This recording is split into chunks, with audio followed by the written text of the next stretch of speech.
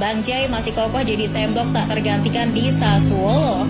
Sama halnya dengan Emil Audero di Cremonese yang kini menciptakan rekor baru sebagai kiper dengan jumlah save terbanyak di Serie A. Sementara itu di Prancis, Calvin Verdong berhasil membawa Lille ke 16 besar Europa League menantang Aston Villa. Jangan lupakan juga aksi Justin Hubner yang makin produktif dengan gol-golnya di Fortuna Sittard.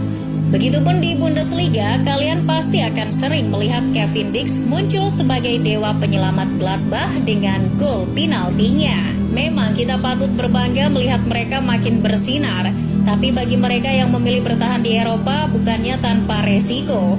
Beberapa dari mereka ada juga kok yang tidak terjamin menit bermainnya.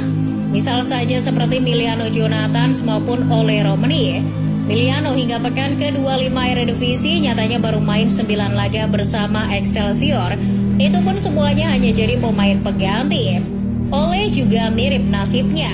Akibat cedera lama, ia baru bermain 2 kali sebagai starter dari 16 kali penampilan. Bicara menit bermain, muncul juga pertanyaan menarik.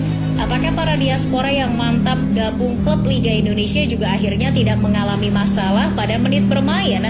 Sebab, konon sebagian besar diaspora yang hijrah ke Liga Indonesia adalah demi mencari menit bermain. Faktanya, mereka juga kesulitan mendapat menit bermain. Lihat saja pemain seperti Mauro Zylstra, Rafael Struijk, Ivar Jenner hingga Shiny Patinama. Mereka terbukti tidak selalu jadi pemain utama di timnya masing-masing. Di Persija, Mauro Zylstra belum bisa menggantikan peran juru gedor Gustavo Almeida maupun Maxwell Souza. Bahkan ia masih kalah saing dengan rekrutan anyar Aladin Ajari. Begitupun apa yang dialami Shani, ia juga masih kalah saing dengan pemain muda Doni Tri Pamungkas. Fenomena tersebut juga terjadi di Dewa United.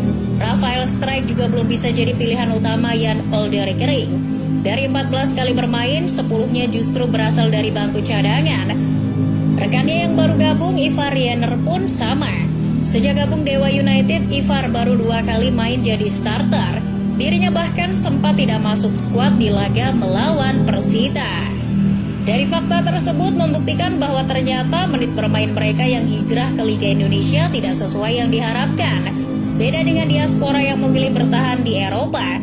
Di samping makin bersinar dan masih berada di level tertinggi, mereka juga punya keuntungan lain. Misalnya saja soal standar fasilitas. Harap maklum jika melihat infrastruktur fasilitas yang dipunyai klub Eropa jauh lebih komplit dan canggih daripada milik klub-klub dalam negeri. Contoh kecilnya saja soal fasilitas medis.